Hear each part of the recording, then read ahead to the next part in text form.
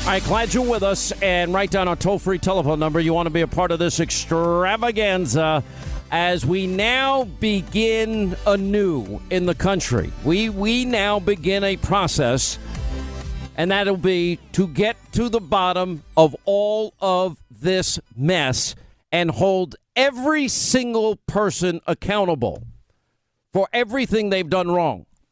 800-941-SEAN, toll-free telephone number. You want to be a part of this program. By the way, there is a bracket on my website, March Madness. Well, we're actually calling it Mueller Madness, and that being you can see if your bracket matches my bracket. And in terms of who got it most wrong the last 2 years, got to have a little fun about this considering the seriousness of the issue, which is nothing short of an attempted coup in America and, of course, an attempt to rig a presidential election after you've already rigged a primary, which shouldn't surprise anybody. I'm not going to spend a lot of time on it. Just a quick update on Smollett and the case that's going on in Chicago. The charges were dropped by the prosecutors.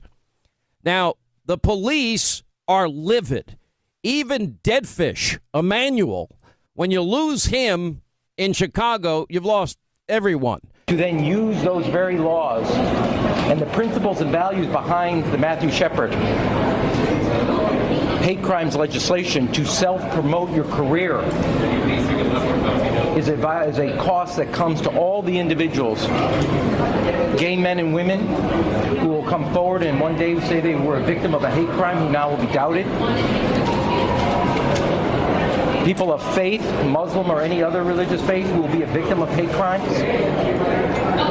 People that of all walks of life and backgrounds, race, ethnicity, sexual orientation.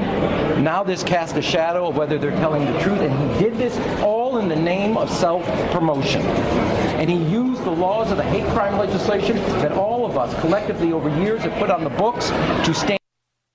Well, that was Rambo Deadfish Emmanuel, and he's, we talked about a dual justice system, which he ought to talk about with one of his best friends, the Clintons, but putting that aside for the moment. Apparently, the hearing only lasted 5 minutes, and Cook County Circuit Court Judge Stephen G. Watkins sealed the case file, and Chicago police officers, I really, really like and love this police superintendent, Eddie Johnson. He was apoplectic. He wasn't even briefed on the decision to drop these charges. Learned about it in the middle of a police academy graduation ceremony scheduled at the same time as the guy's office, the prosecutor's office, announced it. Police source saying Johnson was furious, maintaining that the evidence against Smollett was rock solid. And police, the prosecutors insist, and the mayor's insisting, that Smollett is guilty and the evidence is overwhelming and incontrovertible. And everybody is asking, how did this ever happen? Now, there is a WGN News report, actual text via the Chicago Trib, and it actually links to a former aide to Barack and Michelle Obama. Now, I'm just reading what they say. We have not investigated this ourselves, claiming that a former top aide named Kim Fox in an email saying, hey, Kim, wanted to give you a call on behalf of Jussie Smollett and family, and I know them, and they have concerns about the investigation. I'm on an 8 a.m. flight to New York City, but please call me before then. Many thanks. One text exchange with a Smollett relative. Kim Fox is reassuring them she spoke to the superintendent and asked for a favor. A favor. And that's the current U.S. attorney in this case. I'll keep you posted. And Fox said in the text, oh, my God, this would be a huge victory. The Smollett relative said in response, I make no guarantees, but I'm trying. Wow. Unbelievable. And by the way, that document has been released by the Fraternal Order of Police now. Ms. Fox, this is palpable and dangerous trends emerging in Cook County criminal justice system, wherein your office either refuses to approve felony charges. Remember, this went before a grand jury. This didn't come out of thin air. Although grand juries, infamously, they can indict ham sandwiches because you're only presenting one side. You're not the defense doesn't get to present their side in a grand jury.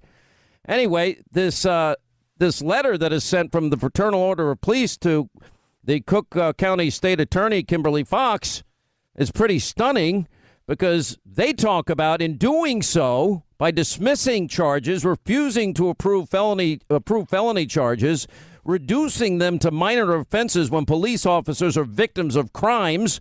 In doing so, your administration has demonstrated a disregard for the safety of police officers or an apparent hostility towards them. And the Fraternal Order of Police repeatedly have voiced our concerns regarding this practice. These concerns have fallen on deaf ears. Wow. So the police are apoplectic in this case. And obviously, if Kim Fox, we're working on it, be a huge victory. You know, the Smollett family responds, I make no guarantees, but I'm trying to do it. And anyway, so we're hearing that this former aide of Michelle Obama tried to intervene in the case. We'll follow this as more information becomes available. I can't believe we don't have time to get to this, but I want every American to be aware of one thing before I get into the beginning now of what will be the single most comprehensive follow-up to the abuse of power, corruption, and holding people accountable than anybody in the media has ever done. And we have the evidence because we've been building the case for 2 years. Barbara Streisand's comments have totally creeped me out. And I just haven't had time to discuss it. You know, telling a British newspaper, the Times of London, that the two main subjects of the documentary Leaving Neverland, that's Michael Jackson's old, home, and would invite kids. You know, we used to play a tape of it. We took them in bed and light fire and, we have cookies and milk. It's charming. The way the whole world should be. The way the whole world should be. Remember how often because it's so creepy. But then she goes on to say, because this documentary reveals about young kids being abused from about the ages of 7 and 10. And Streisand says she believes the victims' claims, but didn't feel bad for them, adding Jackson's sexual needs were his sexual needs. And then blame should lie with the boys' parents. And then the director is, I'm stunned. Remember, I played this a lot. I used to play this a lot on the show. When you say bed, you're thinking sexual. They make that sexual. It's not sexual. We're going to sleep. I tuck them in. I put a little music on, into a little story time. I read a book. It's very sweet. Put the fireplace on. Give them hot milk. We have little cookies. It's very charming. Very sweet. Sure. It's what the whole world should do. What's wrong with sharing a love? You don't sleep with your kids or some other kid who needs love? Getting in bed with a stranger, a kid, and it's charming, and you're thinking sexual. It's not sexual. No, it's charming. Little cookies, milk, and fire, and no, it's weird. It's not anything that I can relate to or understand. These are kids. What is wrong with her? All right, now, I promised you yesterday, and I am going to begin to fulfill this promise today, that we will be doing the most comprehensive follow-up to get to the truth of how it ever happened. Everything leading up to the Mueller report. Now, remember, there was the FBI 9-month report that said no collusion. There was the bipartisan Senate committee conclusion, no collusion whatsoever. There was the House Intel Committee's conclusion, no collusion. So we had all that leading up to this 2-year witch hunt. But now we've got to go back and get to the bottom. And if we do not hold these people responsible as we move forward, if the lying, abusively corrupt news media is not held accountable for all of their lies, all of their breathless, hysterical reporting, now we know based on nothing in many cases, or based on anonymous sources in many cases, they believed what they wanted to believe, and it became a psychotic rage in the news media to advance their favored candidate and their political agenda and to play into and justify their rage and hatred against Trump and, of course, you know, all of us, the irredeemable, deplorable, smelly Walmart people that cling to God, guns, family, and religion. That's who they hated. And deep state actors that abuse the powerful tools of intelligence that we give them and that we're willing to deny fundamental, basic constitutional rights in the process, and literally prevented their favored candidate. They rigged from the get-go an investigation. As I've said many times, if you ever obstructed justice like Hillary, deleting subpoenaed emails, acid washing your hard drive, beating up your devices, there is no lawyer in America that will prevent you from being charged and put in jail. It's not looked well upon by judges that people that do that sort of thing, especially under subpoena. You want to bust up your phone with a hammer for fun? As long as you're not under subpoena, do whatever you want. I don't know many people taking hammers to their phones. They remove SIM cards and erase it, but, you know, usually give it to somebody. You know, the attempt, remember, they rigged. I'm like the only guy in America that cares that Bernie Sanders had his primary election stolen from him. To be a joke. I do not believe this is happening. I'm literally about to kill myself, and I'm not kidding. You better fix this right now. I literally am gonna die. I need an ambulance. That was a Bernie supporter. One person besides No, that was me Schiff cared. after the Mueller report. No. Then the attempt to rig the general election. We know that everybody in the FBI, the DOJ, our intelligence community was briefed in August of 2016 about Hillary's bought and paid for Russian dossier with funneled money from a law firm to an op research group to a foreign national. And that foreign national put together a group of papers that became known as the dossier. That author is Christopher Steele, former MI6 spy. He never stood by his own dossier. As a matter of fact, when asked under oath in Great Britain in an interrogatory, denied it. I have no idea if any of it's true. Well, then that became the basis, as we now know from the Nunes and Grassley Graham memos, of the bulk of information to get a FISA warrant to not only spy separately and apart from that, but also to get into the Trump campaign vis-a-vis denying the constitutional and civil rights of Carter Page, who will join us today, along with Don Jr., and to then prevent a free, open, and fair election. The dossier's lies were spread via David Corn, Michael Isikoff, The Washington Post. That was an attempt to literally influence voters before the election. And then, of course, getting the back door through Carter Page, that got them into the entire Trump campaign information. All because of Hillary's unverified, uncorroborated Russian dossier. Russian, of all things, Russian.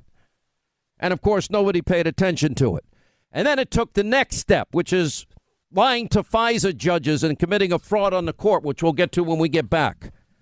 This is the day we begin to hold them accountable.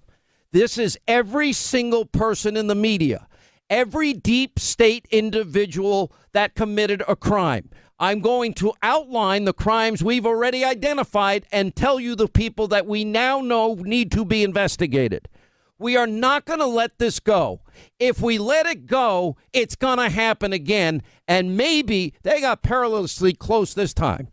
Maybe they're successful. But if they're successful, we lose the greatest country God ever gave man. And our constitutional republic goes down the drain, like so many other, great empires and republics of the past. Hey, if you're one of 34 million Americans that smokes, you know what a hassle it can be. For me, I'm out playing golf and I come back smelling like cigars. It's the smell on your hands and your breath, your clothes. But now, thanks to Juul, you don't have to worry about it anymore. Juul is a vaporizer. It does contain nicotine for a satisfying transition. Now, when I found Juul, it was a complete game changer in my life. I don't smoke any cigars any longer, and Juul was designed by smokers for smokers to be an alternative to whatever it is you're smoking. So if you're one of 34 million adults who do smoke cigars, cigarettes, pipe, whatever, well, there is an alternative to all of them. Now, to discover the smoking alternative, that's like nothing you've ever tried. Just visit JUUL.com/Switch America. That's JUUL.com/Switch America. Now, warning, this product does contain nicotine, and nicotine is addictive.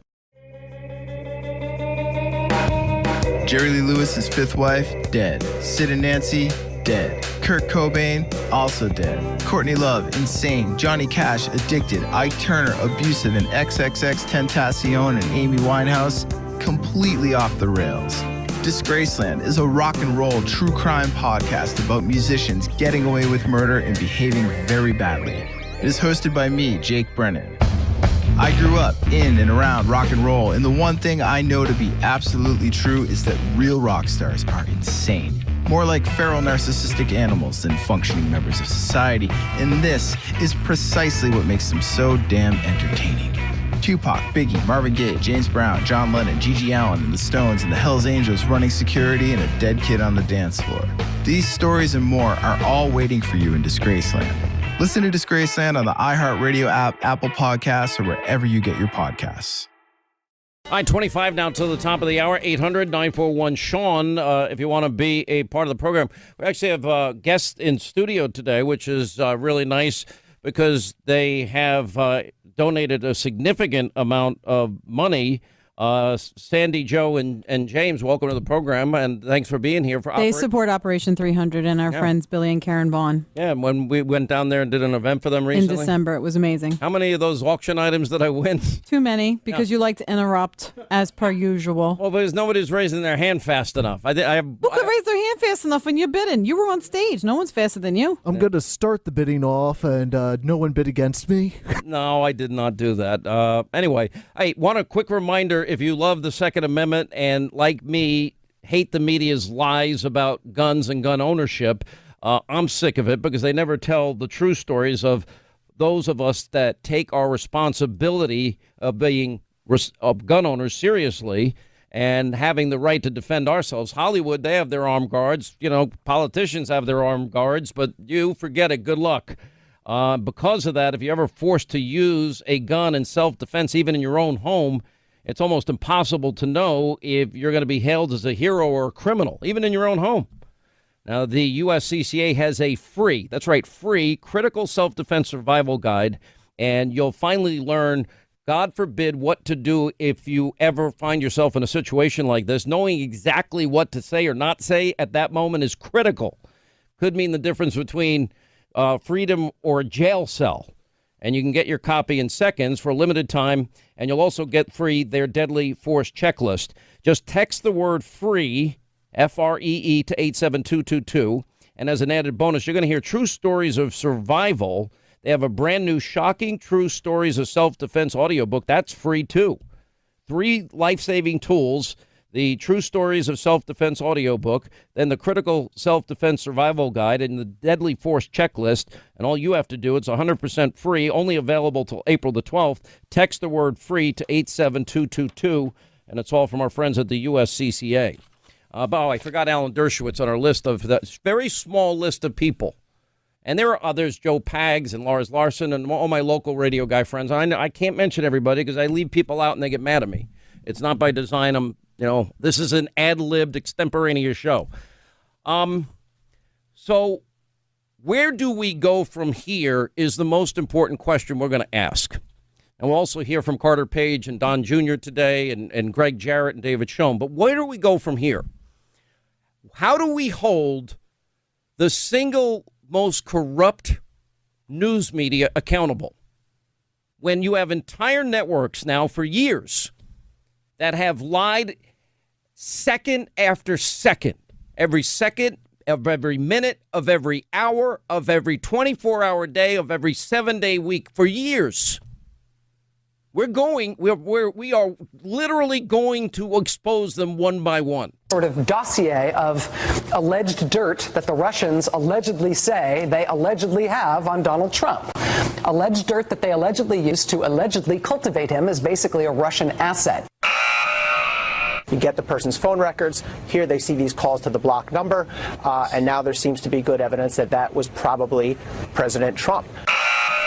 Michael Cohen claims that then candidate Donald Trump knew in advance about the June 2016 meeting in Trump Tower. Crucially, these sources tell us that Cohen is willing to make that assertion to the special counsel, Robert Mueller. We begin with a new report that Paul Manafort, the president's former campaign chairman, paid secret visits, multiple ones, to Julian Assange at the Ecuadorian embassy in London. This is according to The Guardian. President Trump directed his attorney to lie to Congress. That's just the tip of the iceberg. I could do an hour and more on every single lying person in the media, and we will take our time. This is not going to happen in one show. This is not going to be finished this week. This is holding those people, those liars, accountable, is going to be a mission going forward. We're going to hold accountable those people involved in the single biggest abuse of power, corruption scandal in this country's history. We are going to name names, and we are going to give evidence, and we are going to go through specific laws that need to be applied to them so that this doesn't happen to this great democratic republic again, or we lose the greatest country God gave man. Getting this right now moving forward is critical and crucial. As the president has been saying, this can't happen again to another president. You know, the biggest abuse of power, corruption scandal in history, and 99.99999% of your media in this country, in their psychotic rage and hatred of Donald Trump and all things Trump and anybody that likes Trump, you know, failed to look at the obvious, what was obvious before them. I've gone through how many times that we have been right and they have been wrong. I would like to tell you I'm really smart, or that I'm really, you know, I have a crystal ball. I have the ability to see the future. And I know that the positions I take are going to be right. It's easier than that. Everything we do is basic, by the book, fundamental to just some fidelity to truth in reporting and the things you say. I'm a talk show host. Now, that includes, we're like the whole newspaper. Sometimes we do straight news. I can produce hundreds of hours of coverage. Sometimes we do investigative reporting, like vetting Obama, which the media would never do, or the deep state, like the media would never do. You know, sometimes we give a very strong opinion. I'm doing it right now. That's part of being a talk show host. Trying to be entertaining. Have Linda say coffee or talk radio or Singapore. You know, we're messing around. But, you know, how is it from Richard Jewell on they've been wrong? The Smollett case, wrong. The Covington kid, Nicholas Sandman, why did they go out and rush to judgment and beat the living crap out of a 16-year-old kid and call him a racist, when in truth, this kid handled himself perfectly? I would never be able to do what he did under those circumstances. It would be impossible. But he did the impossible. Thank God Lynn Wood is this kid's attorney. They're dead. They are all going to pay huge amounts of money and want settlements because they won't want it in a courtroom or in the paper. How is it they never vetted Obama? They had thrills running up and down their legs, and they worshipped at the altar of Obama. They never told you about 8 years of failure. You know, go back. Richard Jewell is 96, and they've only gotten worse. You know, look in the Obama years, the Cambridge police, they got it wrong then. Ferguson, in that case, they got it wrong then. Baltimore, Freddie Gray, they convicted those cops there. Look what they did to Justice Kavanaugh. Look what they did to the Duke lacrosse kids. I happen to take the time and get in my car and actually drive out and talk to the families and kids Oh, I had more insight than they did because they didn't do that. Or actually talk to the lawyers involved in the Trayvon Martin, George Zimmerman case. You know, I became friends with Darrell Parks during that case, and he was on the other side. We disagreed. But that's called due diligence. You know, the Duke lacrosse kid, you talk to them, they had to prove their own innocence in that case. This constant rush to judgment, denial of due process in this country has got to stop. Anonymous sourcing and wild speculation by the so-called respected media is, truth be damned, the rule of law, like I said yesterday, and due process and equal justice under the law and equal application of our laws, even our constitutional rights in the case of Carter Page, just forget it. It's meaningless to them. So, yeah, we're going forward because if we don't get this right and don't hold these people accountable, it's going to happen again, except next time maybe they destroy the entire country in the process. And if we're going to do that, it's going to take time. We already identified the crimes of Hillary Clinton. Espionage Act, gross negligence. Remember they changed that in the exoneration before the investigation? 18 U.S.C. 793, intentionally mishandling classified documents, knowingly removing classified documents with the intent to retain them, theft of government documents, concealing, removing, or destroying government documents, obstruction of justice, making a materially false statement to Congress. Those are all charges. All felony charges that should have been brought against her. Never mind the pay-to-play scandal or Uranium One or, conferred benefits, from Russia in exchange for, permission in that case when we had Putin thugs in America bribing and extorting and money laundering and kickbacks. We know because we had an FBI spy in Putin's ring telling everybody that they were doing this. Still, she signed off on the deal and $145 million got picked up. She pays for a Russian dossier. I thought, where was the investigation into the dossier? Campaign payments, by the way, to foreign nationals. I know she funneled the money through a law firm and they hired an op research group, but, 52 U.S.C. 30121 is a crime. Filing false or misleading campaign reports is also a crime. If Donald Trump spit on the sidewalk, the media would be all over it. No, there would be hell to pay. James Comey. Oh, really? Well, he has his own issues, like stealing government documents. Presidential memos he took home, including classified documents. That, too, needs to be investigated as a crime because it is under the law. Potentially lying to Congress that he made the decision to clear Clinton after she was interviewed, when in fact we had the exoneration being written by Peter Strzok and supposedly with his input in May. The Grassley-Graham memo letter indicates they believe Comey's answers about the dossier were inconsistent with documents obtained by the Judiciary Committee. He should be looked at for obstruction of justice, theft of government property or records, the Espionage Act himself, knowingly removing classified documents with the intent to retain them. And by the way, how does he sign a FISA warrant as being true to the best of his ability in October of 2016, then go to Trump Tower and speak to then President-elect Trump and say that it's not verified, but it's salacious? Well, was it not? Did you tell the FISA court that it was unverified? The bulk of information in October? I doubt it. And now we know from Strzok and Page, and in that case, this goes right to the office of the former Attorney General. We'll call her Attorney General Tarmac. That's where Loretta Lynch met with Bill Clinton for 45 minutes. We always meet on hot tarmacs in Phoenix where it's 190 degrees. And we talked about our grandkids for nearly an hour. And that now Strzok and Page said, we knew the fix was in. Why? They're even saying it because they were all Democrats working for Hillary and Loretta Lynch, Hillary supporters. And Loretta, the fix was in. They're saying it. Then you've got Strzok and Page themselves. Then you got Andy McCabe lying. And, of course, what role they may have played in obstruction of justice. Remember, McCabe fired by the AG for lying. That would be false, misleading statements, perjury under oath, obstruction of justice. What about the dossier? 6 statutes that Greg Jarrett identified, and we'll show all of this on TV tonight, under which the FBI, DOJ officials could be prosecuted.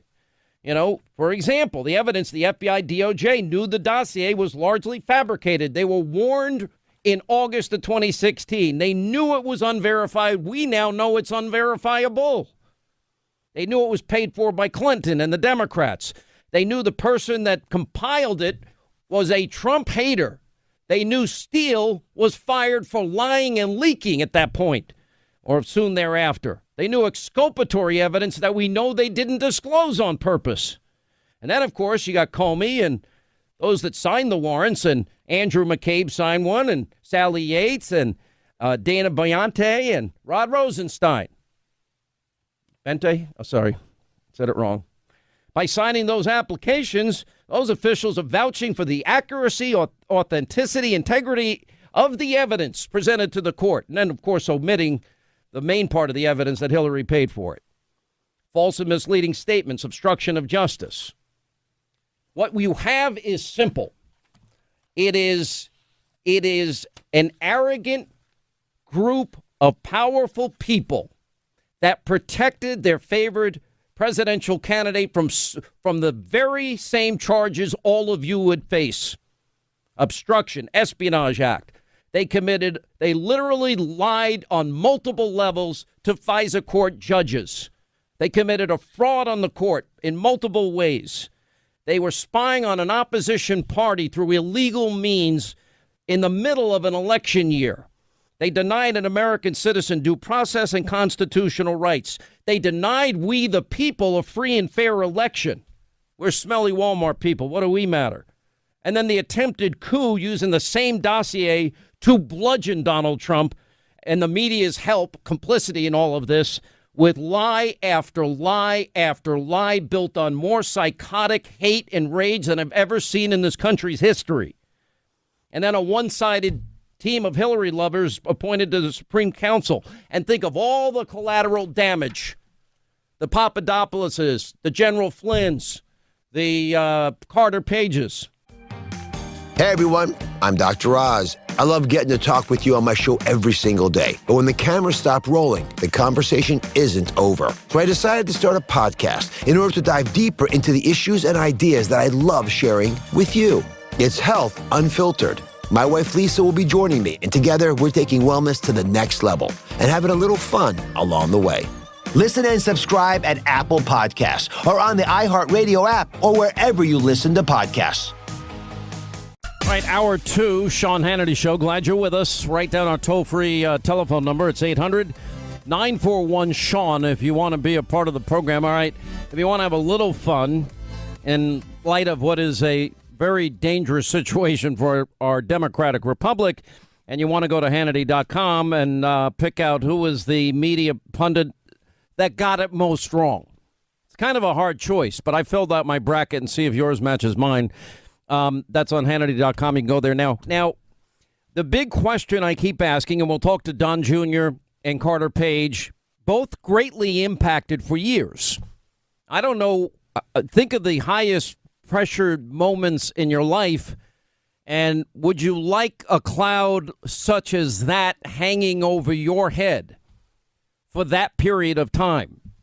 And I know it just sounds like statistics when we throw them all out there that, you know, the number of people involved in all of this and the number of people that had to testify before Mueller and his merry band of Democratic donors, and the people that were called before Congress, and people that couldn't afford lawyers, that whether they liked it or not, they had to find the money to find a lawyer because they couldn't do. That's not something that one can do usually on their own.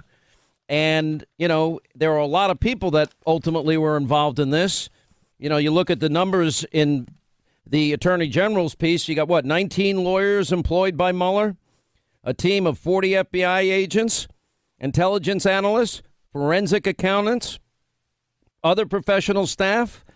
They issued 2,800 subpoenas, executed nearly 500 search warrants, obtained more than 230 orders for communication records, issued 50 orders authorizing pen registers, made 13 requests of foreign governments for evidence, interviewed 500 witnesses. What if it was you? What if it was you? So my question is, where do we go from here? How will we hold all of these people in the media that have purposefully and willfully lied to you for an extended period of time? And if they ever could get their credibility back, I don't think they can. They never deserve your trust again. Their rage and psychotic hatred of all things Donald Trump and those that support him, govern their every waking moment of every day, sadly. But more importantly, holding those people accountable for the biggest abuse of power, corruption scandal in our history. And we have the evidence. We know the players. We have been a small group of us, including many of you that have helped research and send information. You citizen journalists out there have been amazing, too. Well, two people in Congress that we would not be where we are but for their hard work, their dedication, their love of the rule of law, equal justice under the law, equal application of our laws, and, of course, our Constitution, which is the foundation of all our laws. Congressman Mark Meadows of North Carolina, Jim Jordan of Ohio. Guys, I said it last night. I meant it. Say it again today. I don't know if we ever could have gotten to this point, but for people like you and Devin Nunes and Lindsey Graham and Ratcliffe, and I'm not going to mention everybody, Matt Gaetz and all your Freedom Caucus guys, I don't know if we'd be here. Jim. Yeah, thank you, Sean. But the truth is, you talked about all the journalists who got it wrong. I'd like to talk about all who got it right, and you were at the front of the list there. But John Solomon and Catherine Herridge and Greg and Byron York and Kim Strassel. I mean, but literally there was only about maybe a dozen people in the whole town who were willing to do the hard work, dig in here and expose with this dossier and the top people at the FBI. So I want to commend you and so many people who that key handful of people who are willing to do what journalists are supposed to do, dig in there and get the truth. We should celebrate them in spite of the fact that most people in that profession didn't do what they should have been doing. Well, I agree. And then the question, Congressman Meadows, is where do we go from here? I mean, I have a list. I went through the last hour of crimes that I believe have been committed in this case. And, we start with rigging an investigation for Hillary, where most other Americans would be charged with obstruction and the Espionage Act violations and, lying to a FISA court and, committing fraud on the court and then trying to undo an election of the people, first rigging an election, disseminating false information through their media friends. Interestingly enough, Russian lies throughout the whole time. Well, Sean, there were two lies that were consistently told over the last 2 years. One lie was that this president colluded with the Russians to affect the outcome in November of 2016. So that was the big lie, and now Mueller has come in, and he has agreed with the President of the United States and many others, yourself included, who have consistently said there was no collusion. Now we know that indeed is the fact. The second lie, though, that was equally as harmful, in fact, in some ways more harmful, because it undermines who we are as a fair and just society, was the fact that the FBI, the DOJ, the intelligence community all did things above board and in a transparent and fair manner, treating Hillary Clinton the same way that they treated Donald Trump. Well, they did not. And so the next part of this is for Jim and I to actually take the reams of documents that we have to get it to Senator Lindsey Graham, because he's the chairman over there. We know that Jerry Nadler and Elijah Cummings and Adam Schiff won't focus on this over in the House, but get it to them. We've already had discussions there, but I want to echo something that Jim said. Thank you, Sean, for being willing to be ridiculed, but yet be a voice that allowed us to take that message to the American people. The American people are smart. They knew that something was not right, but eventually when everybody else is going the opposite way, sometimes you give up. But today is a good day for the American people and the President of the United States. Well, there is a certain truth to this, and we've all experienced it, and that is that if you even like the president, you're a target. I mean, seriously, if you like this president, no, you're right. And we've all experienced it. How many conversations have we had? But that can't stop us. We've inherited a country that is the greatest God has given man. And if we lose this country and people that abuse their power and try and rig elections and then try and undo the will of the people, and they use the powers of intelligence and the trust they breach it that we give them, it's over for me. I don't think America as we knew it is over. No, you're right, Sean. That's why we got to do just what Mark said. We got to hold people accountable who did this. And let me just give you one name that I think we need to really focus in on, and that is Glenn Simpson. Glenn Simpson, who is the guy who was hired by the Clinton campaign, working through their law firms, Perkins Coie, who then went and hired a foreigner to put together the fundamental document, the document that they started all this on, this salacious, unverified dossier. And Glenn Simpson, when he was brought in front of the Judiciary Committee last Congress, took the fifth. This is someone who, when Jerry Nadler sends out these 81 letters to all kinds of people, 60-some different individuals, it was interesting. He left off one key person, Glenn Simpson, who was at the center of this entire storm, this entire ridiculous thing. So that's where this effort, I think, really, there's lots of people that we need to talk to and we need to focus on, but Glenn Simpson's at the middle of it all, and I hope that Chairman Graham looks at that real close as he pursues his investigation. Well, we all heard Congressman Meadows. We all heard last night. Lindsey Graham's going forward, and you guys have forged a path for him to follow and to just getting up to speed quickly.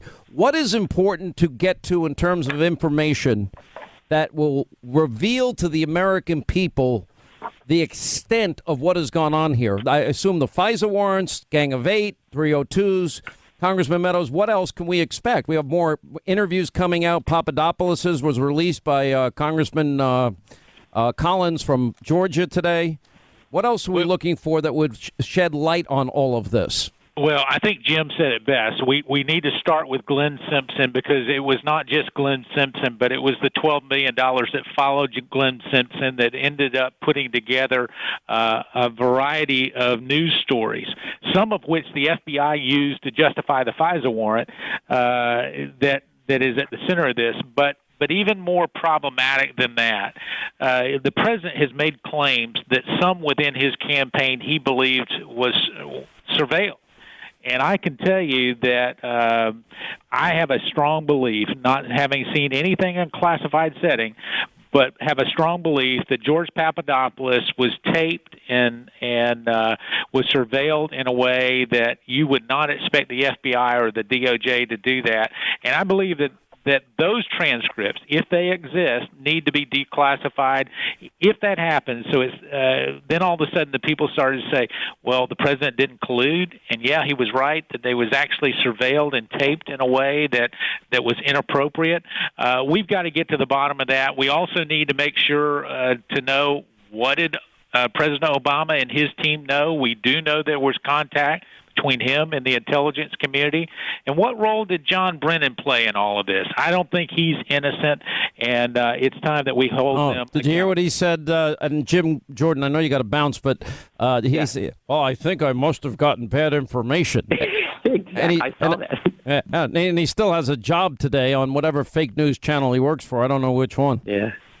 There's a couple of fundamentals here, though, Sean. Remember that the Bill Barr's letter about the Mueller report, remember the findings are so definitive. He said there is no new indictments coming. There are no sealed indictments. There's no collusion, and there's no obstruction. It could not be clearer. It could not be more of a vindication for the president and good news for the country. So it's definitive. The second thing is also go back to January of 2017, before it's President-elect Trump, before he's sworn in, and never forget what the top Democrat in the government at that time said. Chuck Schumer said, when you mess with the intelligence community, they have 6 ways from Sunday to get back at you. Now, think about that statement from the top Democrat in the government at the time, saying that unelected people can get back at someone, get back at the president-elect of the United States for what? It's so interesting you said that. That's what's scary. I don't know about you guys, but you know how many people have told me, Hannity, when's your pre-dawn raid coming? And I'm like, why would that happen? And they're like, well, just like what Chuck Schumer said. Chuck is probably right. I mean, I don't doubt that at all. But that is never supposed. That's never supposed to happen. Never. In this country, never. And yet you have the top Democrat in the United States Senate suggesting that it's a normal course of business in the United States of America. So when Mark and I talk about, and Lindsey Graham talks about, and you talk about finding out how this actually happened in this country, that's why it's so serious. That's why it matters so much. And that's why when we say thank you for doing what you're doing with your show, it is so important that the American people understand that this is never supposed to happen in the United States of America. It is never supposed to happen, and I will say this. You two have played an instrumental role in getting to the bottom of this, and it's time now for the American people to see everything that's available. And, everyone on the left, we need to see the Mueller report. Well, the only reason they don't see the Mueller report is because they ensured after the Clinton impeachment issue that nobody sees these reports at all. So, they're the ones that set up the rules. Now they want to change the rules in the middle of the game. But the president does have the right to release FISA applications. They can redact anything involving national security and all of this information so that we can hold those people accountable. And for me, where we go from here is going to define who we are as a country. And either they get held accountable for abusing power and power given to them by the American people, and I believe violating numerous laws, or just take the Constitution and put it in a shredder because that's about what it's worth. Well, you're exactly right, Sean. I think what we will find is the great virtues of the American people, and even our DOJ and FBI, 99.9% of them are the finest public servants you will ever find, great law enforcement folks. They will rise up to this occasion, and what we will be able to do is take back the DOJ and the FBI, but more importantly, keep in check the long arm of the government who seeks to come in and treat people differently based on who they know. We need to make sure that we stop that. I can tell you Jim and I are committed to do that. Well, thank you both. Knowing you as both as friends, we got to do a town hall, all of us, recently, and I had the best time hanging out with you guys. You know what? I'll do town halls all over the country just because they're fun. I mean, I'd love to do that. All right, thank you, guys. We'll get you again, man. Thank you. Thank you, Sean. 800-941 Sean, toll-free telephone number if you want to be a part of the program. And we're going to be joined by Don Jr.'s coming up. Also, Carter Page is coming up. Greg Jarrett and David Schoen. I mean, Greg's book nailed it. I mean, the title, The Russian Hoax, the illicit scheme to clear Hillary Clinton and frame Donald Trump. That's what happened. And we've had it buttoned up now for a while. Now it's about holding them accountable. Well, Greg Jarrett nailed it with the title of his book, The Russia Hoax, the illicit scheme to clear Hillary Clinton, frame Donald Trump. But he'll join us along with David Schoen, who's been amazingly insightful on the law all throughout this process. Tonight on Hannity, we're going to lay out all the people. We're going to start night by night, day by day, all the laws that were broken, all the people that need to be held accountable, all the investigations that need to take place, all of those that abuse power, all of those involved in this corruption, all these media people that have lied on a spectacular level based on nothing but politics, rage, and hatred and contempt, not just for Donald Trump, but for you, we, the American people. We, the smelly Walmart people. We like Walmart. I love Walmart. Walmart's the best. You get everything at Walmart.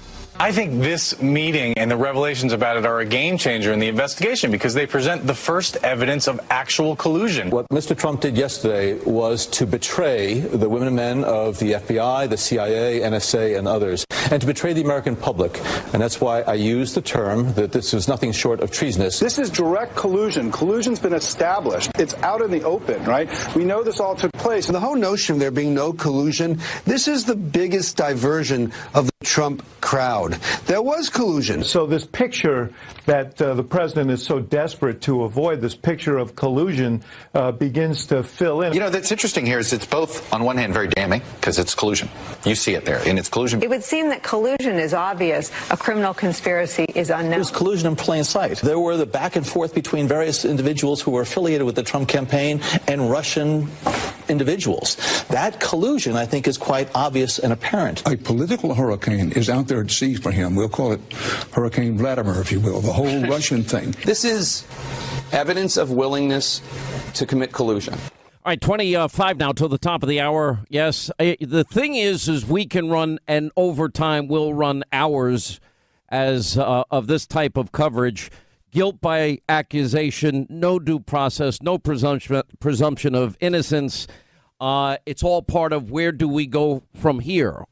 Holding a media that is corrupt, abusively biased, that have betrayed the American people on a level that we've never seen, and even more importantly, a powerful figures in the intelligence community, the Justice Department, high-ranking, upper echelon FBI, not rank and file, the efforts that they were all engaged in. We do know they never cared that Bernie had the primary rigged.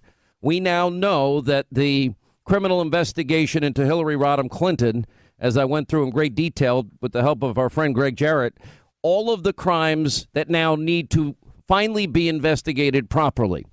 And trust me, nobody in this audience would ever get away with deleting 33,000 emails, cleaning your hard drive, beating up your devices.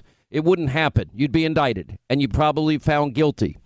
We have the FISA warrant application that we now know was unverifiable, presented as the bulk of information in the FISA applications on 4 separate occasions, and all of those that signed off on it, including Jim Comey in October of 2016, and that yet in January 2017 went to Trump Tower and said it's not verified and it's salacious. Well, that's not what they were telling the FISA court judges as they committed fraud by omission, not telling the court that Hillary had paid for it, and selectively putting in those things and only those things that would seem damning to any objective judge, but not telling the judge that they couldn't and didn't verify the information in the dossier. No judge would have, well, I'll use Andrew McCabe's words, no dossier, no FISA warrant. His words, not mine. I've been going through a list of people on this program. You know, we don't do this show in a vacuum every day. And, you know, obviously everybody on the Hannity team here has been amazing. They have helped every step of the way in the research that we need every day for 2 years, telling you a very different story. And we have emerged with conclusive and incontrovertible evidence. But then it's John Solomon and Byron York. And look at Greg Jarrett's best-selling book, The Russia Hoax, the illicit scheme to clear Hillary Clinton and frame Donald Trump. You know, there's a reason it went number 1. Sarah Carter, David Schoen, Jay Sekulow, Rudy Giuliani, Kim Strassel of the Journal, Sidney Powell, Andy McCarthy, you know, Victor Davis Hanson, Dan Bongino, D.C. McAllister, Rush, Mark Levin, Molly Hemingway, Monica Crowley, Meadows, Jordan, Jeff Lord, Kerry Pickett, Luke Rosiak, Peter Schweitzer, and Lindsey Graham. I mean, he did a good job as well, and will now take this to the next step in the Senate. The big question is, where do we go from here? And the author of that number 1 bestseller, The Russia Hoax, Greg Jarrett, is with us. Also, David Schoen, who's been incredibly insightful and brilliant and sends incredibly insightful notes behind the scenes that help daily. Criminal defense, civil liberties attorney. Thank you both for being with us. You know, I said on the air, guys, everyone wanted me to spike the football yesterday. I don't feel like spiking the football because I think we came very, very close, and if we don't fix it, we will be there, and that is to an attempted coup and the undoing of a duly elected president, Greg Jarrett, and literally fixing an election. You know, it's going to take a long time for credibility and integrity, not just in our institutions that we used to revere, like the Department of Justice and the FBI, but in the media at large. I mean, I have never in my lifetime, I'm 63 years old, I have never seen such egregious media malpractice as we're seeing in the age of Trump. The media suspended any sense or semblance of fairness. They abandoned objectivity. They became advocates of hate against Trump. And in the process, they utterly squandered their credibility, which is, by the way, their only currency. And it is no wonder that poll after poll shows that Americans do not trust or believe just about anything the media says.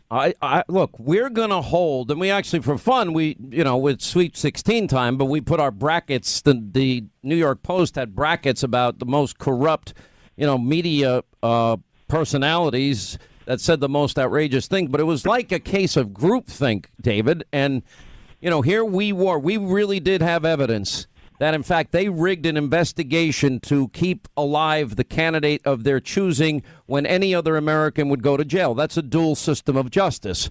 That is not equal justice under the law. That is not equal application of our laws. We now need to start there. And we need to go after all of those people that helped rig that investigation and came to an exoneration before the investigation began.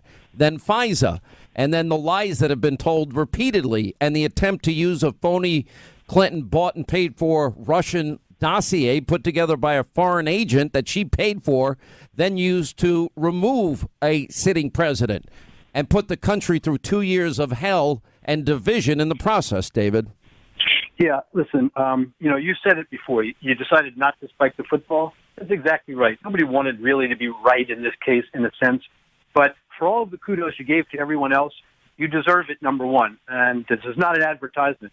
I'm going to say this to everybody listening and to those who should be listening. If you have 14, 15 million listeners every day, you should have 114 or 15 million listeners because you've told the truth, and truth that nobody else was willing to tell all through this period. You provided the forum for everyone to put in their facts if they are part of this team and so on. Linda provided the forum. That deserves incredible credit, and everyone in this country should be thankful because you've exposed something terrible. As far as where we go from here, Greg's going to have to write the sequel because Greg predicted in his book exactly why there could not have been and wasn't obstruction of justice and exposed so many of these things that are bad. The story is still to be written, and I'm sorry to tell you, Mr. Hannity, your work is just beginning, once again, because there's so much still to be uncovered that you've started to uncover, and you will now completely uncover and expose all of these things. We don't know where it's going to go with Hillary Clinton and all of these people who are behind this. Mr. Brennan now. I mean, what can you imagine? An intelligent. I must have had bad information. He still has a job, as far as I know, today at whatever. I guess Conspiracy TV, MSNBC. Unbelievable, really unbelievable, and it's completely un-American what's happened here. And as far as whether we've learned a lesson, he accused the president unequivocally of treason. The president was accused of treason numerous times by these people. That's right. Using the imprimatur of his former office as a head of intelligence, unheard of for a person to get involved with politics and a political agenda like that. But listen, you asked, where we're going from here. Look at what Nadler has done. Look at what these folks are saying. They're trying to pick on any word to open it up. They want to talk about impeachment when Mueller found clearly no collusion based on a team that wanted to find collusion no matter what. But instead, Nadler has picked two people in Barry Burke and Norm Eisen as his so-called investigators who already determined, wrote a 168-page article that President Trump is guilty of obstruction of justice. That's not an investigation. And when they pick people like Mueller picked for his team, they diminish our system of justice in the world's eyes. We're supposed to be a leader, a government of men, a government of laws and not of men and women. This diminishes that principle. We're a beacon of light around the world. They're going to tear that asunder if they keep on with this political agenda to stymie the president no matter what when it comes to policy by attacking. Greg Jarrett has helped us all along the way compile a list. By the way, Rudy had identified for Hillary alone about 17 potential crimes that needed to be investigated. Right. On your list, just to start, those that violated laws, people that need a full investigation. Start with Hillary. That's from the Foundation, Pay to Play, Uranium One, the phony dossier. Jim Comey is another. Now we know from testimony last week, Loretta Lynch needs to be investigated. Peter Strzok, Lisa Page, Andrew McCabe is being investigated. James Rubicki, James Baker.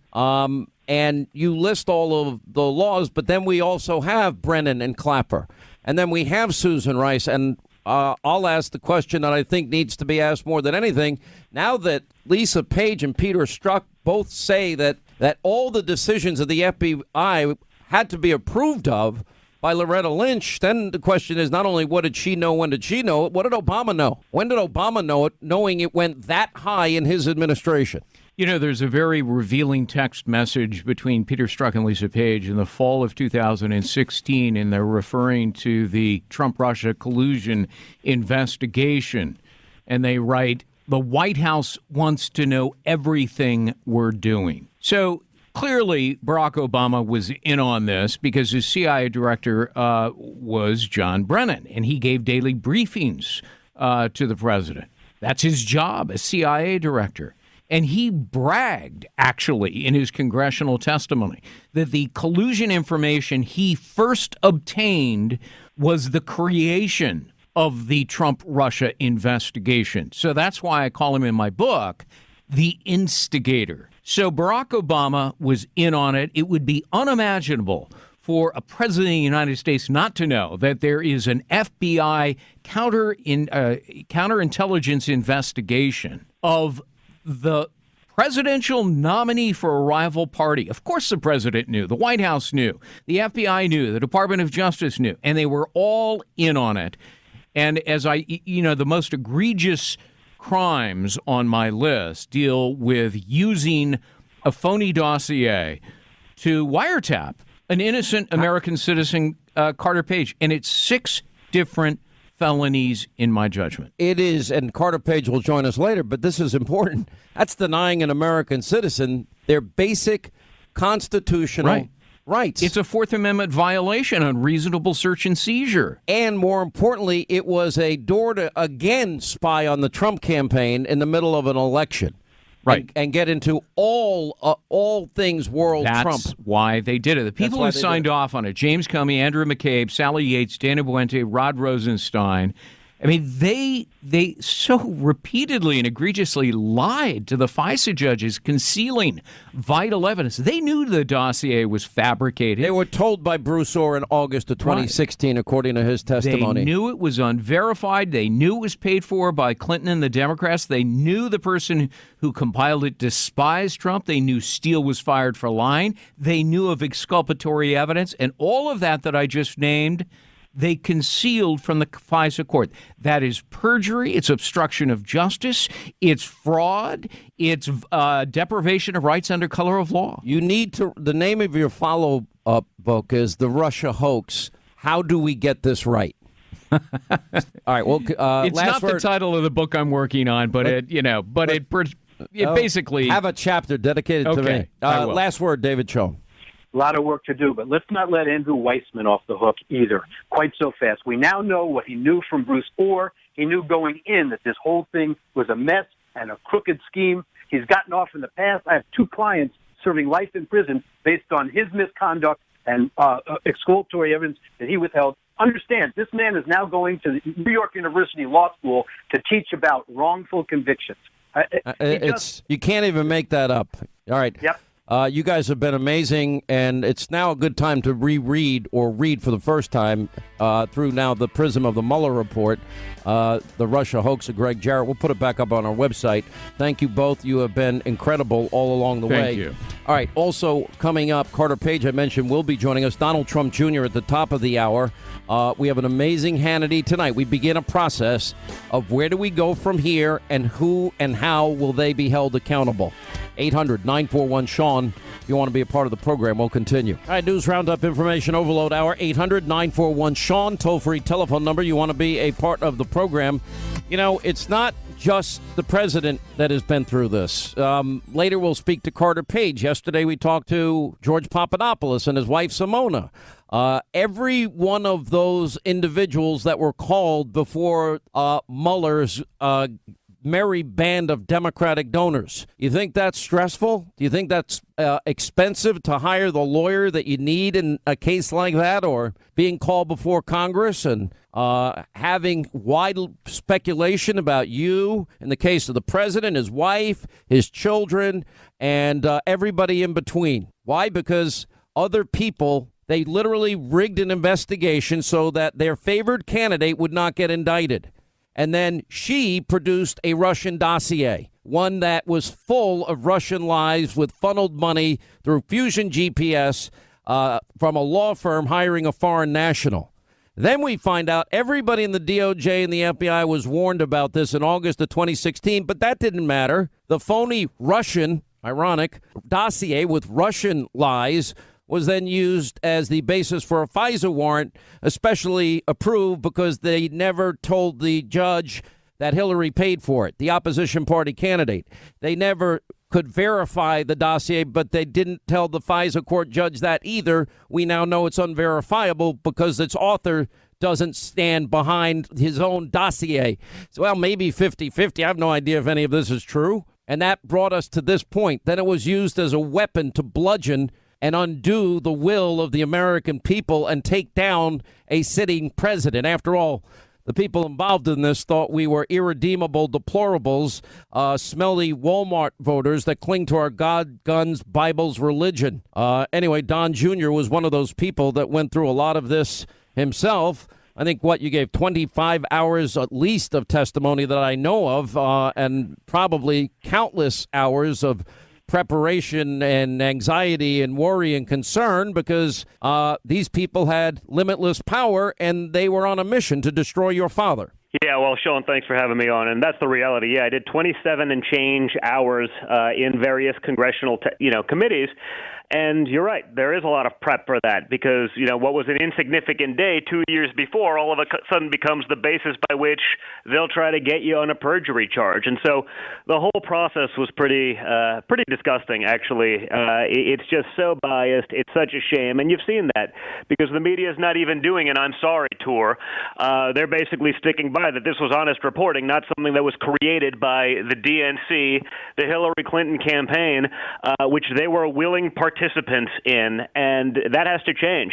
Luckily, it came out this way, and honestly, for me, I just want to thank all of those incredible deplorables, the people that stuck with us, that didn't doubt that any of this thing, that thought, rightfully so, that it was ridiculous for these people to run around, and former directors of the CIA and FBI saying that my father, the President of the United States, the billionaire from New York who didn't need this job even a little bit, that he was somehow a Russian agent and was committing treason. I mean, that's how insane it's gotten. I really hope that people remember that in 2020 because we got to show these people a lesson. Well, if we don't, and I said this last night, and I've been saying it for some time now, honestly, this is now a new beginning. Now we've got to get to the bottom of all of this. And if we don't get it right, in other words, where we go from here matters. And if we don't get to the bottom of an attempt to rig an investigation in favor of one candidate and prevent a candidate from being charged for obvious obstruction, and even James Comey's general counsel Baker thought she should be indicted for the Espionage Act, or, an attempt to rig a general election. Well, after you rigged a primary, spying on an opposition party in a presidential election year, lying to FISA courts in the process by omission, not telling the courts who paid for the document and never verifying the document, denying one citizen due process, constitutional rights, and then an attempted coup, basically, of a sitting president by using the dossier as the so-called insurance policy and appointing a very biased team to look into this for 2 years, even though the FBI 9-month investigation found nothing. The Senate bipartisan investigation found nothing. The House investigation found nothing, so I wouldn't have expected a different result, but you never knew what the team Mueller had put together. Well, I mean, certainly when you have a team of 40 FBI agents, 19 Hillary Clinton donors who would like nothing more than to take down Donald Trump, I mean, this wasn't exactly an unbiased situation, so there was always that possibility that these guys do whatever they could to try to take down Trump, and I imagine they did. The reality is there's nothing there. They know that now, and you still see the Brian Seltzers of the world running around pretending that CNN wasn't totally culpable in peddling this propaganda nonsense for 2 years. What they've done to our republic, what they've done to democracy is a disgrace. It's a stain on our Constitution, and they shouldn't be allowed to do it.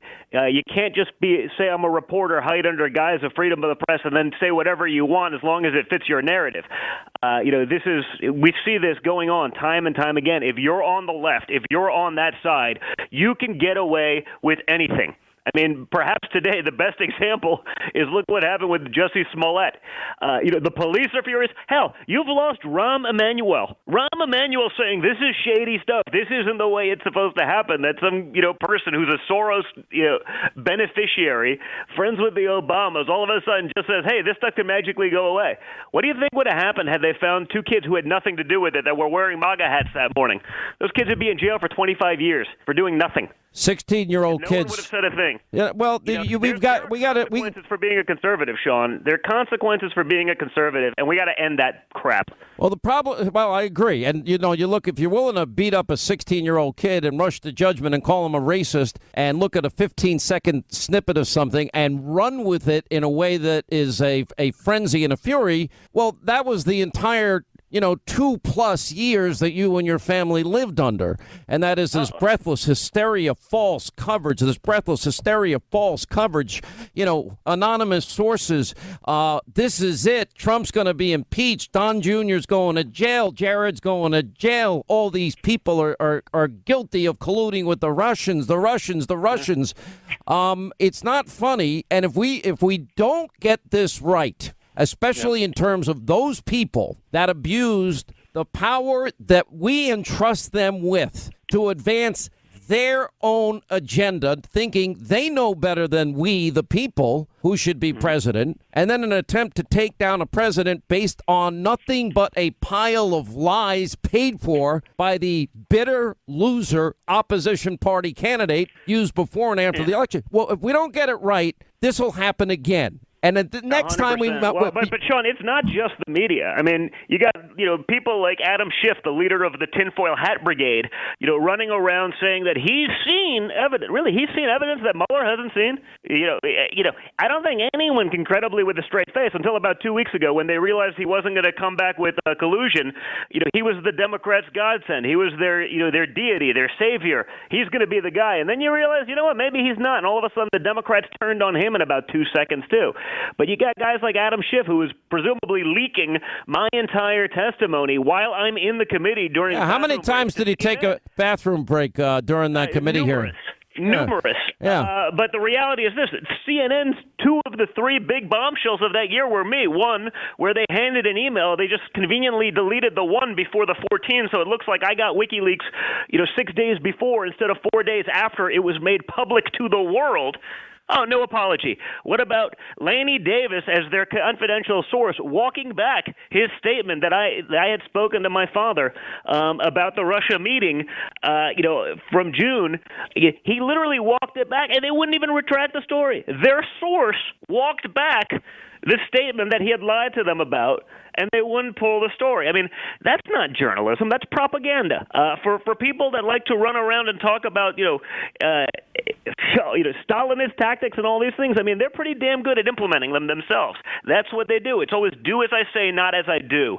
And it's a disgrace. And I think the media and the Dems and the fact that they're basically one and the same, they've done irreparable damage to their credibility, to our democracy, and to this republic.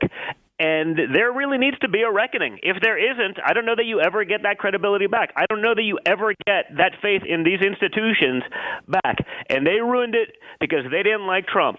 What'd they get from that? All-time low unemployment numbers for African Americans, for Hispanics, incredibly high stock market, people's 401ks through the roof, rising wages, especially for the lower demographics. What exactly are they trying to combat here? Well, listen. I'm going to tell you something. Socialist policies that have failed 1,000 times over and again because they're going to get it right this time. Yeah, well, I mean, that's a brilliant concept. How about we spend $93 billion and take a train to Hawaii? I mean, with the Green New Deal. I mean, these are brilliant concepts, obviously, but they can't win with ideas because their ideas suck, Sean. Their ideas are totally worthless. They're failed. They've failed for decades in all the other socialist countries that they've tried to implement them in. They want to put them in here. So when they can't win with ideas, they try to win with propaganda. They try to win with Stalinist tactics by trying to take down the duly elected president of the United States. And we should be sick of this. I don't care what side you're on. I don't care if you're the ultimate leftist. You shouldn't want this happening because if they can do it to him, they can do it to the other side. If we don't get it right and follow through on it, and those people aren't held accountable, and I went over every crime and every lie, and we're going to name names, and we're going to pursue this with a vengeance because really it's now a beginning. Now it's time to, how did this ever happen in the United States of America? This is the stuff of banana republics. This is not how our justice system is supposed to work. And then we have deeper layers, and that would be abusing the powerful tools of intelligence that we give people, that we entrust these people with, and spying on Americans illegally and not minimizing, and then unmasking people, leaking raw intelligence. That's a problem. Allowing Hillary Clinton to get off free. I promise you, Don Jr., in the process, if you had subpoenaed emails and you erased them and you cleaned your hard drive with bleach bit and you busted up your old phones and Blackberries with hammers and killed the SIM cards, you would be in jail. No lawyer on the face of this earth would get you out of that predicament. John, I handed over everything. I did 27 hours of congressional testimony, about 3 times more than Hillary Clinton did in her cover-up of Benghazi over a 20-minute meeting. Okay, you don't think that Adam Schiff gave my testimony to Mueller to make sure that there weren't any inconsistency or lies? Okay? I did that, and I've had to hear for 2 years about me going to jail. Hillary Clinton, under subpoena, bleach bits, destroys with actual hammers, not figuratively, but actually breaks Blackberries with hammers to destroy the evidence, and there's not even a question whether, I mean, this is insanity. Again, you said it right. This is Banana Republic stuff. But, by the way, if you read about it in a Banana Republic, it would actually still be shocking. The fact that it's going on in America and went on in this day and age is really scary. It's not shocking. It's scary. All right, as we continue, Don Jr. is with us, fired up today, as I think he rightly should be. Not only would I be mad like you are, and you're not mad, you're not an angry mad, it's a righteous indignation type of mad, and that's exactly how I feel. People last night, or on Sunday, were saying, you got to go, you've been right, go spike the football. This is great. You were right, they were wrong. I'm like, no. I'm not going to be happy until we get it right, and that the media so corrupt, that lied on a level we have never seen before in this country's history because of their psychotic rage of hating your father and family every second, minute, hour of every 24-hour day. And then on the other side of it is they ignored what was a mountain of growing evidence that is incontrovertible that laid out the biggest abuse of power corruption scandal in history, and they stuck with the phony Russia story with no evidence ever that they had available to them, anonymous sourcing, repeating each other, one false report after another that went on for years, lying to the American people. You get the last minute. Listen, Sean, I think you hit it on the head. It's not about trying to be vengeful. It's not about anything. But when you've gone through what we've gone through for the last 2 years, you want to make sure that the people that perpetrated this hoax are held accountable. You want to make sure that it doesn't happen to any president, any family, any administration ever again, on both sides. Yeah. This is not a one-way street on both sides. But when you do this, and when I look at the people that they've taken down for stuff that has nothing to do with anything process crimes, like not everyone had the benefit of being able to write a 7-figure check to pay for their legal appointees. So they go in, they do their best. They didn't prepare. They say something wrong. That's basically what's happened. So when the left goes around and tries to do their victory, well, look what you got this guy for. He made a mistake because something that he did 2 years before. I mean, I got held. I was trying to hide stuff. You heard this one. This was the third CNN bombshell. Well, there's an unknown number. It must be your father. You must have had the conversation. I remember. You know what? I don't remember who called me 2 years ago on a random day for 30 seconds from an unknown number. I really don't. I don't think anyone knows who called them. No, but that's also that's a perjury trap. The whole correct. Well, of course it is. But I said I honestly don't know who it was. They say it must be Trump. Well, it turns out Senate Intel subpoenas the phone company, and they find out it's two of my buddies, two different guys, two different things, nothing to do with my father. I've got to roll, but listen to me. That means they read all my emails and texts to you. I hope they enjoyed reading it. All right, Don Jr., we're just beginning. We're going to get to the bottom of it. Thank you for being with us. All right, as we continue on, 800-941-SEAN, you want to be a part of the program, 25 now till the top of the hour. Where do we go from here, and who will be held accountable, and how will we do it? That's the question we're asking. Now, I talked a lot yesterday. A lot of people, a lot of collateral damage in this 2-year, witch hunt, going into however many witnesses we told you yesterday. I mean, 500 interviews and interrogations, all the people that brought in for interviews. You don't go into an interview with a special counsel without a lawyer.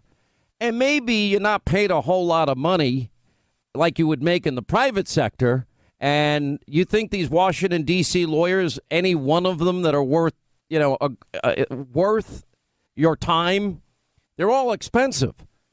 $1,000 an hour is not unheard of for a lawyer in D.C. And the amount of prep time that goes into every one of those sessions. Nobody seems to care about that aspect of this, as Congress is recklessly proposing that, well, let's bring everybody back again.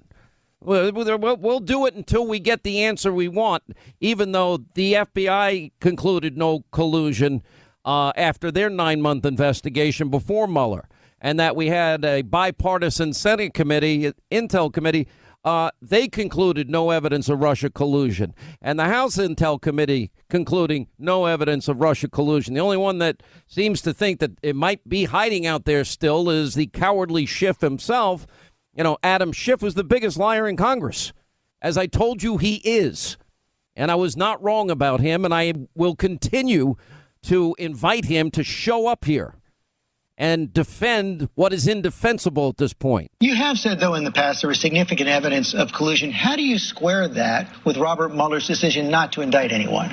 And there is significant evidence of collusion, and we've set that out time and time again, from the secret meetings in Trump Tower to the conversations between Flynn, the Russian ambassador, to the providing of polling data to someone linked to Russian intelligence, and Stone's conversation with WikiLeaks and the GRU through none of it prosecuted. No, that's true. And as I pointed out on your show many times, there's a difference between compelling evidence of collusion and whether the special counsel concludes that he can prove beyond a reasonable doubt the criminal charge of conspiracy. And as I've said before, George, I leave that decision to Bob Mueller, and I have full confidence in him. And I think, frankly, the country owes Bob Mueller a debt of gratitude for conducting the investigation as professionally as he has. So I have trust in his prosecutorial judgment, but that doesn't mean, of course, that there isn't compelling and incriminating evidence that should be shared with the American people. You say you're going to take it as far as necessary. That means subpoena first, then sue? It means make the request. If the request is denied, subpoena. If the subpoenas are denied, we will hold people before the Congress. And yes, we will prosecute in court as necessary to get this information. And, I'll say this. I think that Neil Katyal's prognostication is quite correct. We will win that litigation. Why are you so sure? The Justice Department will be, because how do you make the case as the Justice Department that after providing 880,000 pages of discovery to a Republican Congress in answer to subpoenas, that somehow you're precluded from providing that information to Congress in the Trump investigation? When likewise in the Clinton investigation, there were no indictments. For Rod Rosenstein or others to say it's our policy not to share information with those not indicted, they should explain that to Bruce Orr or Andy McCabe or Peter Peter Strzok or Lisa Page or countless others, Hillary Clinton, for whom they provided hundreds of thousands of pages of information to Congress, much of it made public. So I would hate to defend that double standard in court, and if they try, they'll not only lose, but they will damage any reputation for impartiality. You told the San Francisco Chronicle on Friday, if there's no bombshell, there's no impeachment. Does no new indictments qualify as no bombshell? Not necessarily, because again, George, as you pointed out, they can't indict the president. That's their policy, and therefore there could be overwhelming evidence on the obstruction issue, and I don't know that that's the case. But if there were overwhelming evidence of criminality on the president's part, then the Congress would need to consider that remedy if indictment is foreclosed. So it's really too early to make those judgments. But then you have the George Papadopouloses of the world. I've been all around the campaign in 2016. His name pops up. I'm like, who? George who? I thought I knew most of the people in the campaign because I interviewed the president, went on the road with every candidate, including the president, and here we are. Somebody that really was damaged in all of this in ways that should make every American fear this ever happening again. When your constitutional rights, your constitutionally protected rights, are trampled upon by people that have the authority and the tools of intelligence to go after you for no other reason except they don't like who you are supporting for president, and then go to a FISA court judge with information that we now know the FBI, the DOJ, and even Andrew Weissman had in August of 2016, just looking at the testimony of Bruce Orr in August of 2016. Well, then a few months later in October of 2016, well, you use what Bruce Orr said was Hillary Clinton's bought and paid for Russian lies with funneled money through a op research firm to a foreign agent full of Russian lies, we now know, that was put together by somebody that doesn't even stand by his own dirty Russian dossier. But that became the bulk of the application for 4 FISA warrants against Carter Page. That's 4. That means they listen to his phone calls, they spy on his emails, text messages. There's no freedom, there's no privacy. Whatever happened to Fourth Amendment protections against unreasonable search and seizure? They omitted to the FISA court that Hillary, they never bothered to tell the judges in their application Hillary paid for that dirty dossier. They never were able to verify or corroborate it because now we know that the author of the dossier, Christopher Steele, he has no idea if any of it's true. But it was true enough, salacious enough, to use it to bludgeon Trump, because once you got Carter Page and you got the FISA warrant against Carter Page, you had a back door into all things Trump campaign. Now, this is in the lead up to a presidential election. So you're using the other candidates' bought and paid for, of all things, Russian lies to spy on the entire Trump campaign on top of putting spies in the Trump campaign. But the one caught in the middle of it was Carter Page. And Carter Page joins us now. He is from the very beginning, has been a target of this whole witch hunt. It's gone on now for years of his life. He now has a number of lawsuits pending. Remember infamously, Ray Donovan says after a long investigation, where do I go now to get my good name back? How are you feeling about the developments the last 2 days? Sean, I think Sunday basically confirmed everything you've been saying for the last several years. Really, what the DNC and their operatives incited was nothing short of a witch hunt. And I think, we were always wondering, watching, what's it going to be like when we finally move to the next step? And I think what we saw in terms of the way that Attorney General Barr handled it shows that the ship of justice is starting to get put on the right course. So to me, that is the most important and encouraging sign. I mean, we knew what the truth was. The fact that they're moving towards the truth now is just really encouraging. I think, as you've been saying, there's some major steps ahead. Well, I mean, for you, I know you've got a series of lawsuits that some of which have been made public. I guess others are going to be made public. But, at some point, I have asked you many, many times because you've traveled the world. You did live in Russia for a long period of time. And I kind of got the impression you never confirmed or denied to me whether or not you actually work for the intelligence community in some capacity. But I do know that every time you came back from a foreign hostile country or a hostile regime like Russia with a hostile actor like Putin, and we all knew that he would do this. I mean, Devin Nunes warned the world in 2014 he'd try and mess with the 2016 elections. That's what they do. That's what they've always done. It shouldn't have been a surprise. And but you would sit down with our intel community and they would debrief you, and you were friends with these people. Is that correct? I've always served my country ever since my time in the Navy. This has just been a constant, do the best that I can. And if I'm asked for my service, I will always be willing to help.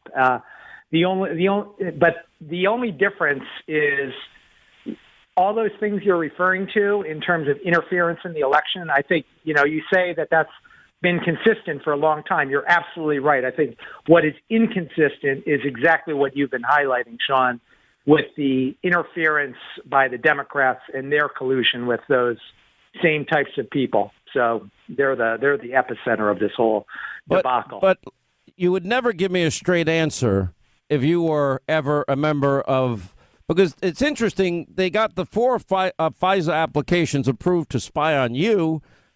You were only called in to talk to Mueller once, and it wasn't a particularly long period of time, was it?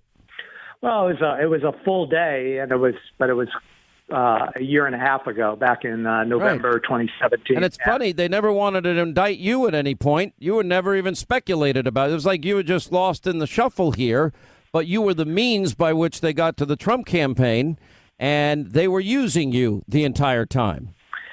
Yeah, I think that's a fair characterization, and there's definitely some major steps that need to be taken to start heading towards justice. And so what are the steps? Because that is now what I have begun today and what I will begin tonight on television. What are the steps that you think need to be taken so that this never happens again? I don't think people understand. We were perilously close to a real tragedy in terms of our constitutional republic. I mean, this was an attempted coup. There was an attempt to rig a presidential election, starting with exonerating somebody that should have been indicted by any objective measure, but being the favored candidate that should win 100 million to 0, going against the candidate who had smelly Walmart shoppers as voters. We know where they stood, what do you think are the steps necessary? Number one, I don't think the tools of intelligence could ever be turned on the American people like this again. Your constitutional rights were shredded in this process. Yeah, well, Sean, like you've been talking about, it's absolutely essential to basically do, you've provided a platform in terms of showing those next steps. And I think what we heard from Chairman Graham yesterday, what we heard from Congressman Meadows, Congressman Jordan, Rudy Giuliani, I think it's amazing the level of commitment to restoring our constitutional republic and the rule of law in this country. And specifically, I think the next 2 weeks are really going to be essential. Next Friday, on April 5th, 2019, the Second Circuit Court of Appeals, the DOJ has to give a brief related to the initial case about the interference in the election by DOJ and the abusive process in the courts. So it's really going to be an important bellwether. I think, it was a very positive first step on Sunday. We'll have to see how that moves forward. But we're going to follow it every step of the way. And, as I'm going to lay out who needs to be investigated and for what crimes tonight on Hannity. We're going to name names, the people in the media that are most, corrupt and complicit in advancing the biggest lie ever told for years now. And they need to be held accountable. Well, we wish you the best. We'll follow your case. I hope your attorneys are good at what they do. We do have a court system where there are judges that think that their job is to write the law, not apply the law as their constitutional authority would warrant. And we hope you get somebody that understands the rule of law and rules in your favor. Frankly, I don't see how any judge could rule any other way, and especially knowing FISA judges were lied to about you. Anyway, thank you so much, Carter Page. We'll talk soon. Thanks, Sean. All right, Hannity tonight, 9 Eastern on the Fox News Channel. Where do we go from here in terms of holding the media mob liars accountable? And where do we go from here in terms of holding those that broke the law, tried to rig an election, tried to undo an election accountable, and abuse power and are corrupt? That's Hannity tonight, 9 Eastern on the Fox News Channel. Sarah, Greg, Alan Dershowitz, Lara Logan tonight. Hope you'll join us. See you back here tomorrow. See you tonight at 9.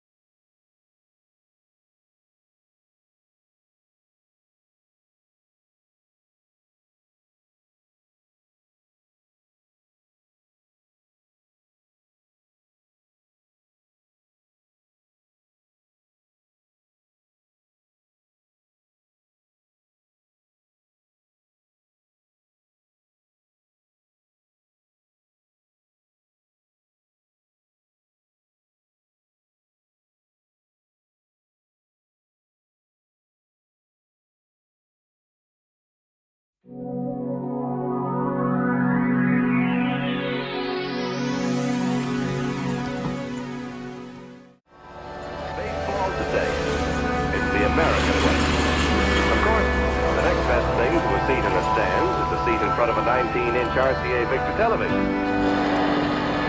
One more day to Labor Day weekend, the traditional occasion for tasty outdoor barbecues or picnics.